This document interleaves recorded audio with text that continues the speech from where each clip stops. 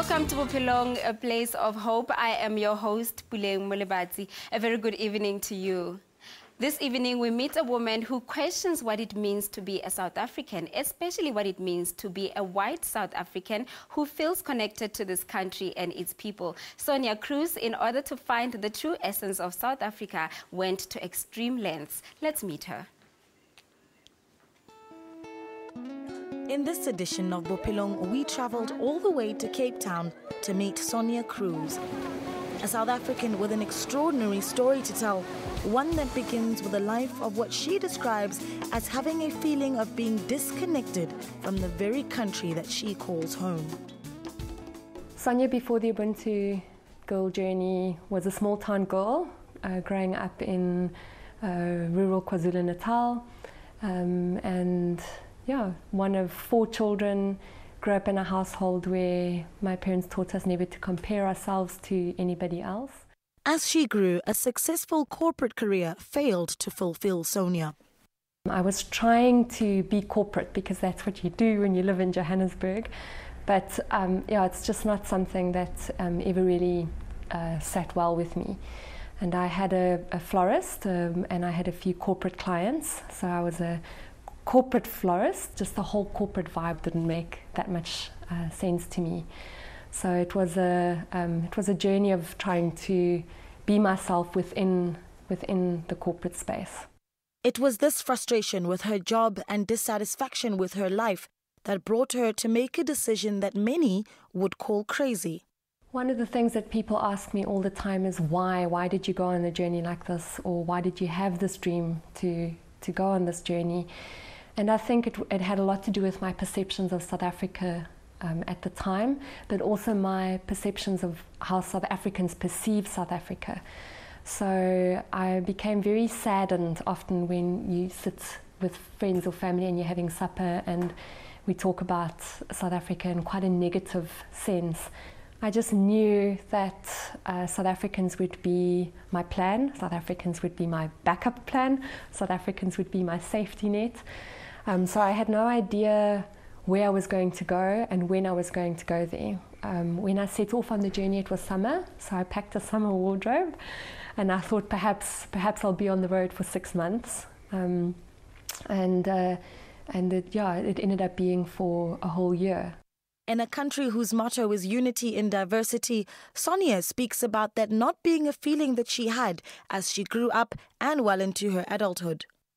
Having grown up in apartheid South Africa means that I grew up in a schooling where I was only surrounded by people of the same culture as me. So I had no idea how to relate to people of different cultures. Travelling a total of 13,685 kilometres across South Africa, 2,220 of which she actually walked, Sonja finally and actually learnt of the diversity of South Africa. I guess I initially thought it would be, about different race groups. So I'd learn about the Ndebele, I'd learn about the Xhosa, I'd learn about the Tswana people. But it's actually, South Africa has a lot more layers than that. I learned about different religions. I was in a little town in the Northwest Province. I had just spent some time in Tsing, in Ventersdorp. And I think my mental state at that point, I felt a disconnect in Ventersdorp. I felt that there wasn't a social glue, and that I felt the hurt and the anger of people in a society where people of different cultures are not actually making a connection. Yeah, and then somebody stopped to give me a lift, and the guy had completely different political points of views to mine, and was telling me that he only stopped to pick me up because I am of his blood.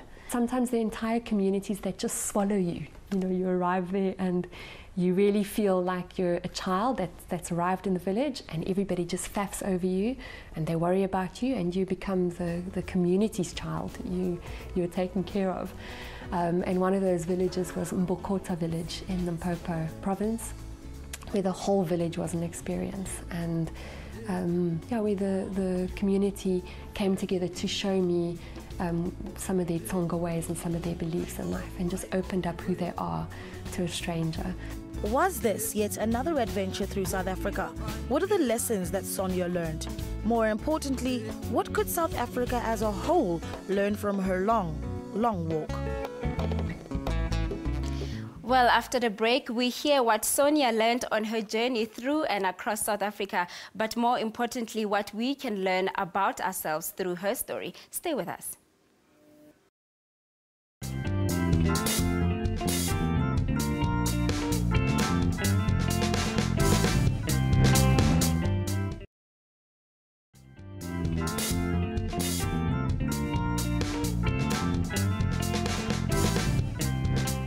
Welcome back to Bophelong. After having walked and hitchhiked through and across South Africa, Sonja in the next insert talks about what she discovered is the very heart of South Africa. What do you think you would find if you did what Sonja did? Do you feel that South Africans would give you the same treatment 20 years into democracy? Are you optimistic about our country? Well, tweet us at Bophelong Show. Also email us at bophelong@sabc.co.za. But in the meantime, let's continue with Sonja's story and see how far her journey takes her.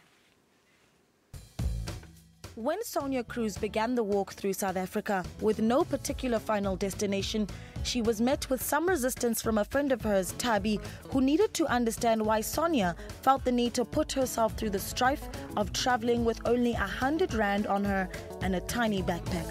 She said to me, "That means you're going to go and look for that spirit of Ubuntu." And then I said to her, "I don't know what this means." And then she started explaining to me, Umuntu, Ngumuntu, Ngabantu. And from that day, I became known as the Ubuntu girl. And I am a girl in Tabi's eyes because I'm not married. So therefore, I'm not a woman, I'm a girl.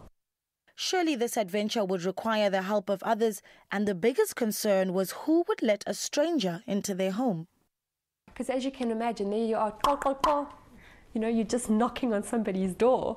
And then I kind of had to think about it. So I went back into all my notes and took some of the facts and figures out. There were 150 families. And so I wrote down how I got to each of the families or how we connected. And it's almost unbelievable. Only 9% of the time I actually knocked on somebody's door. The rest of the time it was through referrals. So I would stay with a family in, say, the West Coast, and they say, well, when you get to Mpumalanga province, then, and you get to that town, just go and find my aunt. She would love to host you. So there were referrals. And the rest of the time it's just, I think South Africans are nosy. I think people would come up to me and they'd say, you know, what are you doing? We see that you looks like you're backpacking South Africa. You know, who are you and what are you doing here? This is how the Ubuntu girl learned the true meaning of Botho, humanness, Ubuntu. And I learned that it's not about remembering somebody's name or remembering how to say hello, please, thank you, how are you in Bavenda, which I think is the most difficult language. It's not about that, it's about remembering the person that you're connecting with. Even though I know names are very important in South Africa and clan names, etc. But Ubuntu is a human-to-human connection for me, and it's a spirit-to-spirit connection. Now, the stories, lessons and adventures of the Ubuntu girl are available in a book titled The Ubuntu Girl. Right from the beginning, I knew that there needed to be a book, and as a way to share the stories. In fact, there was a book on the shelves and books flying out the windows on golden wings in the dream. So the book has been, I've been working on the book, and it has been the biggest challenge in my life. The year on the road was simple by comparison. I've been working on the book for 3.5 years, and I call it the pay-as-you-go book, and have been very blessed to have found a socially conscious publisher to go forward with. We were very excited when we heard about Sonja and the book that she was producing, The Ubuntu Girl, which is all about the journey that she took across South Africa and meeting these 150 families across the 9 provinces and covering 16 cultures. And it fitted in so beautifully in terms of what we're trying to do with our face-to-face imprint, which is tell unique South African stories with a real personal message. So we're very excited as Cover to Cover to be publishing the book in print format. But also as the Funza Literacy Trust, we're very excited to be publishing that again, but on our Mobi network. What about the revelations that Sonja, the Ubuntu girl, had while trekking through South Africa? I do think South Africa is still racialized. I'm not saying that we haven't come. I'm not saying that we haven't come a long way already. I think that perhaps the biggest thing that we can do to break down those barriers is to just pause for a moment and to reflect on what we've already achieved. And once we actually celebrate that, then from that foundation we can build upwards.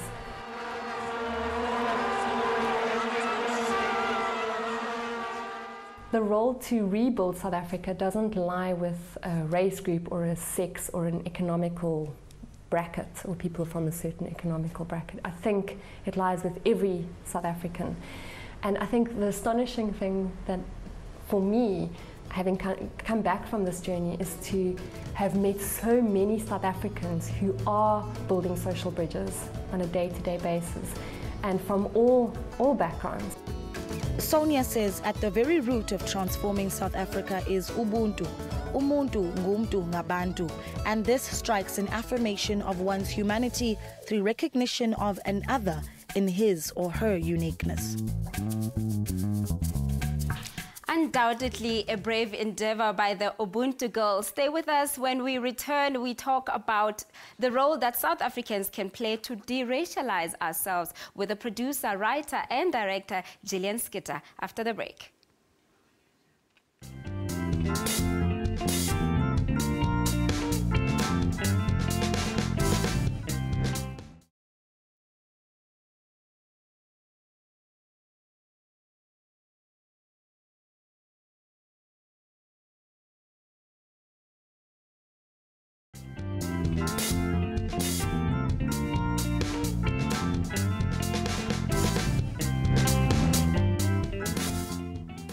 Welcome back. You're still watching Bophelong with me, Bophelong-Sonja. I am now joined in studio by a director, producer, and a writer, Gillian Skitter. Gillian, welcome to the show. Thank you. Last year, December, Gillian Skitter wrote an article for the Mail and Guardian Thought Leader titled 9 Things White South Africans Can Do to Transform South Africa.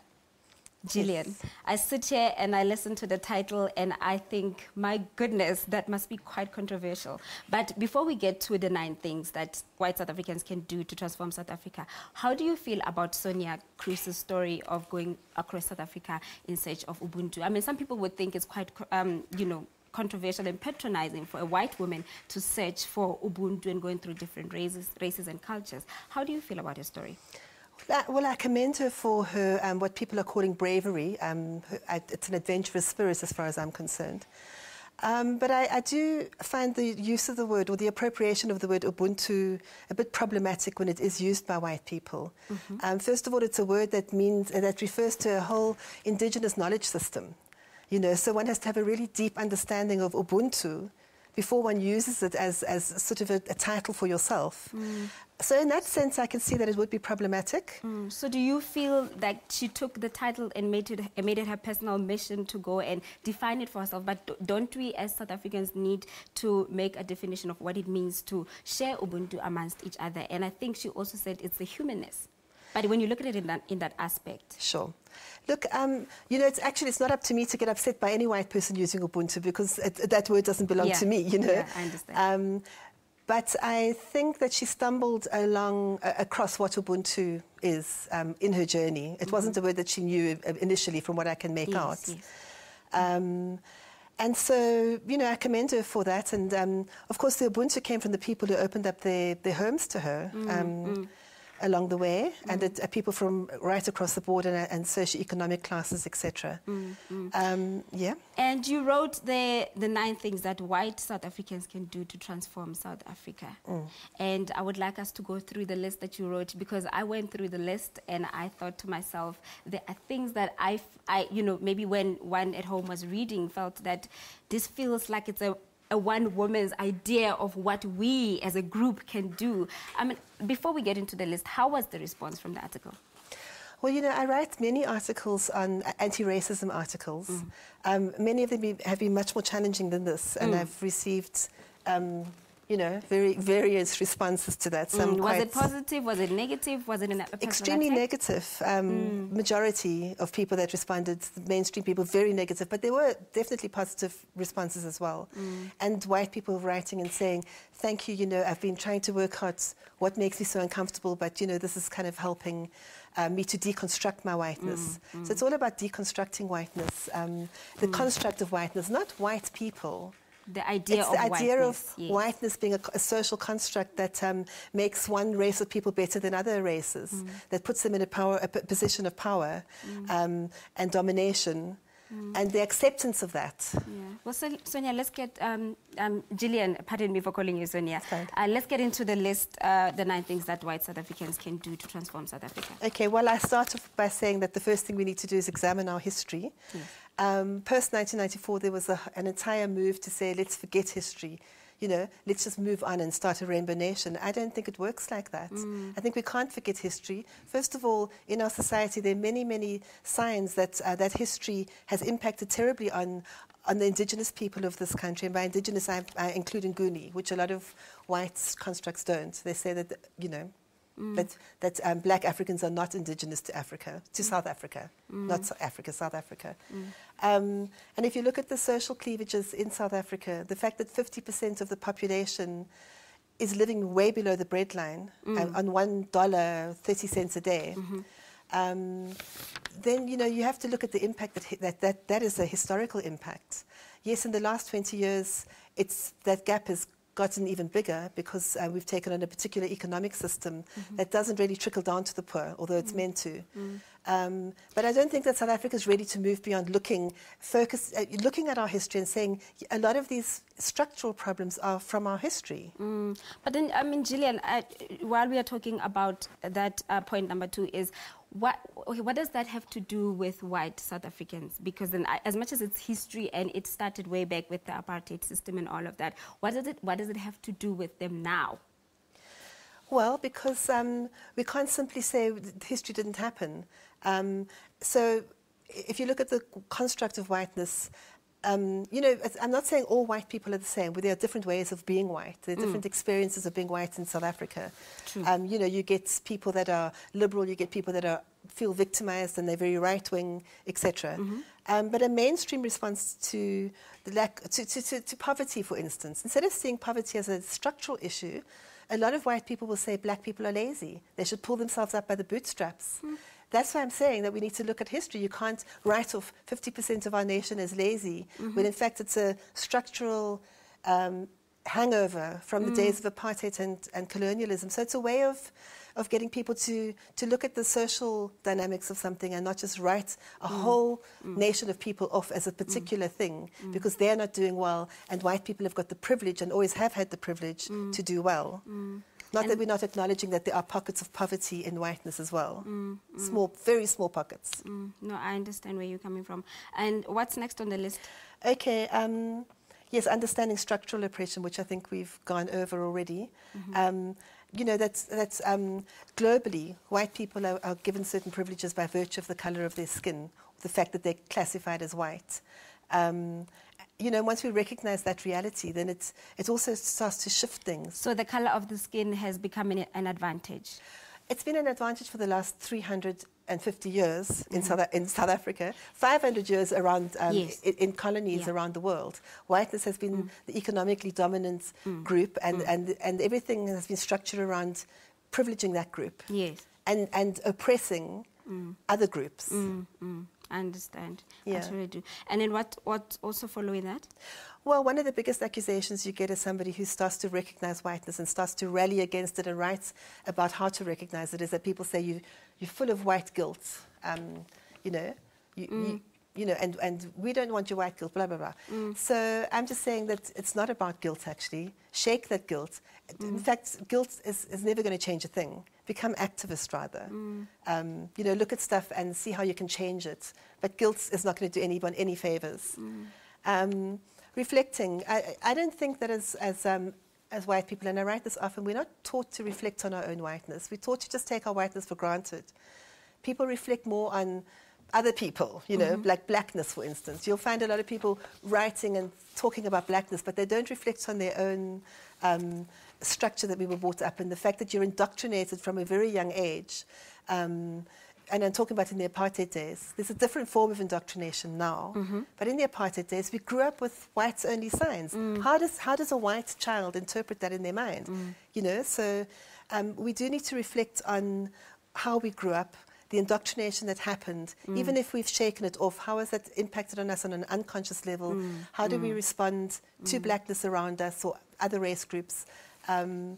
And start looking at our own problems, because if you look at the press, you'll find that many white voices complaining about blackness, you know, or describing blackness, but never once really looking back at what whiteness represents to other people. Okay, next on the list? And I say speak out. Everyone should become an activist.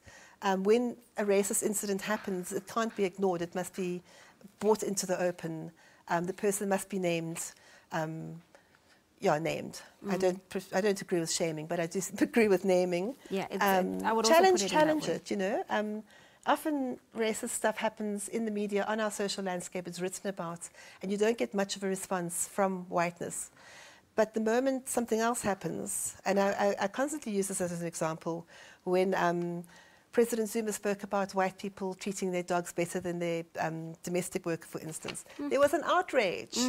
So. You know, but there have been terrible things have happened. People have slipped up and used the K words, and there hasn't been that much outrage around that. So, yeah.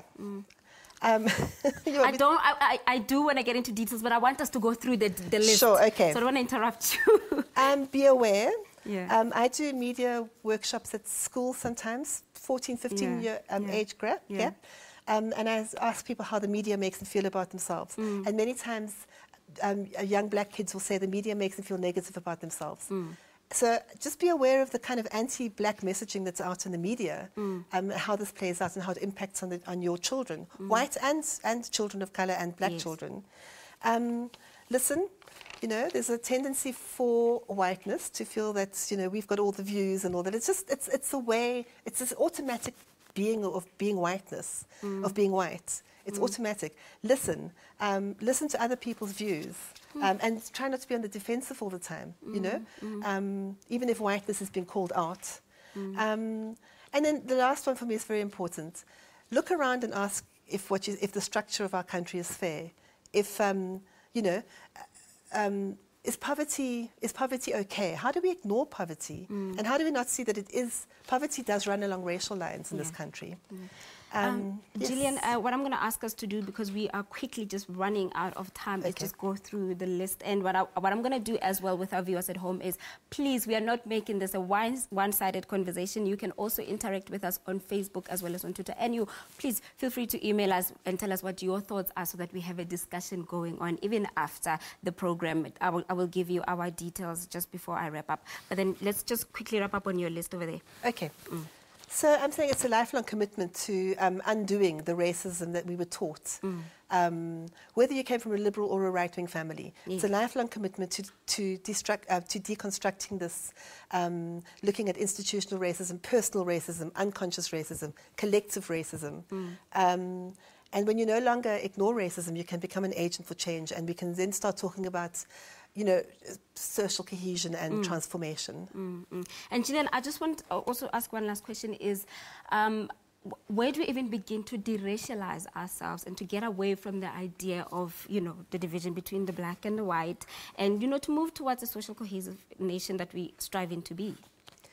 Well, I think, you know, when people recognize the humanity of everybody, which is the Ubuntu principle, but also to understand and recognize how the social structures create these divisions between us.